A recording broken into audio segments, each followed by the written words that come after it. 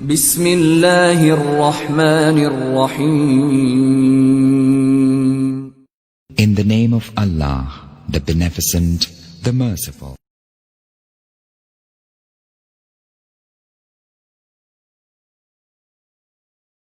رضوان صاحب، آپ خیریت سے ہوں گے؟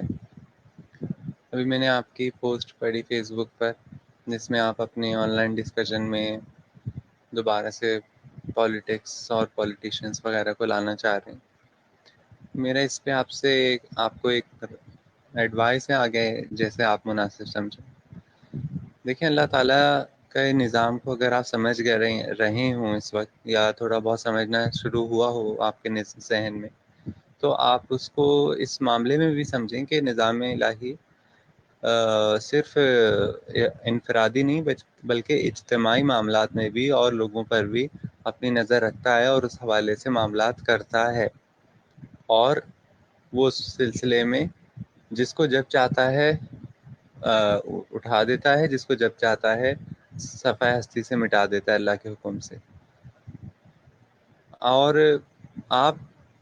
اس وقت کی ضرورت کے تحت اگر آپ اپنے آن لائن ڈسکشن کا جو پروگرام رکھ رہے ہیں، اگر آپ ان میں ان لوگوں کو بلائیں جو اس وقت پاکستان کے حقیقی مسائل ہیں،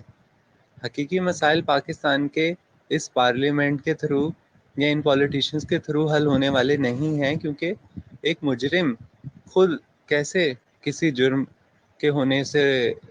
کے روکنے کے لیے کچھ اقدامات کرے گا؟ تو وہ تو ہر طور پر شریک جرم ہوتا ہے. اور انفارچونیٹلی پاکستان کا نظام حکومت یا نظام سیاست جو ہے وہ اس وقت ظالموں اور جابروں کے شکنجے میں ہے، اور یہ بات نظام الہی کی آبزرویشن میں آ چکی ہے. تو اس وقت آپ سے اور آپ جیسے جو دوسرے افراد ہیں جو انفلوئنس رکھتے ہیں، اب جیسے آپ نے یہ اسکالرشپس کا ماشاءاللہ سے سلسلہ شروع کیا، آپ دیکھیں آپ اس میں چپ کر کے اپنے کام میں لگے رہیں، اللہ آپ کو وسائل بھی عطا کرے گا، راستہ بھی عطا کرے گا، اور کتنے گھروں کے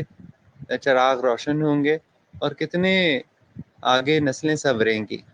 اسی طریقے سے پاکستان کے کچھ اور دوسرے ایشو ہیں جن میں سر فہرست بے روزگاری ہے، سر فہرست اور بہت سارے مسائل ہیں. اگر آپ ایسے لوگوں کو لائیں جو ان مسائل کو ڈسکس کریں جو کہ ایک عام آدمی کے مسائل ہیں، تو ان معاملات کے ڈسکس کرنے سے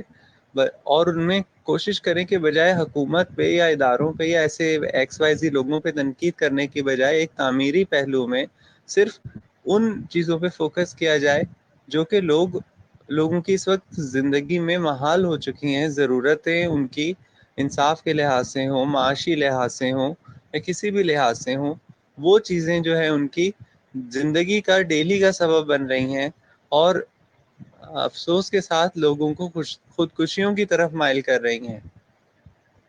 گھر میں جب آگ لگی ہوتی ہے تو پہلے اس آگ کو بجھانے کی کوشش کی جاتی ہے بجائے ان لوگوں کو ڈھونڈ کے مارنے کے کہ جنہوں نے وہ آگ لگائی تھی. وہ بات کا مرحلہ ہوتا ہے. تو آپ پلیز اس کو ریکنسیڈر کریں، تاکہ اللہ تعالیٰ نے آپ کے لیے جو کورس آف ایکشن رکھا ہے آپ اس کے اس پہلے تقاضے پہ کم از کم پورا اتریں، تاکہ معاملہ آگے پہنچے، اور خود بخود اللہ تعالیٰ آپ کو ایسے وسائل، لوگ اور ایسا پلیٹ فارم مہیا کرے گا جس کے بارے میں آپ سے بات کرتا رہتا ہوں کہ باقی چیزیں خود بخود سالو ہو جائیں گی، اور جو کرنے والے ہیں یا دیکھنے والے ہیں وہ دیکھ لیں گے. آپ کو اس حوالے سے اپنی ذمہ داری کا احساس کرنا چاہیے. آپ پہ جواب دہی آپ کے ان معاملات کی زیادہ ہے جن میں اس وقت ایک عام آدمی جل رہا ہے، جھلس رہا ہے، بجائے اس کے کہ آپ ان لوگوں کو بلا کے ان سے سوالات کریں یا ان کی غیر موجودگی میں ان پہ الزامات یا ان کی کہانیاں کھولیں، جو کہ محض ایک پھر وہ آپ جانتے ہیں ایک سیاسی جو ہے وہ ایک جنگ چھڑ جائے گی جس کا کچھ بھی حقیقت میں پروڈکٹیو رزلٹ نہیں نکلے گا. جبکہ اگر آپ ایک دوسرے معاملے میں محاذ کھولیں، جہاد کریں، اور لوگوں کے حقیقی مسائل کو اجاگر کریں اور ان میں ایک پلیٹ فارم لے کر آئیں جہاں پر لوگ ان معاملات میں سب مل جل کر ایک دوسرے کی مدد کریں،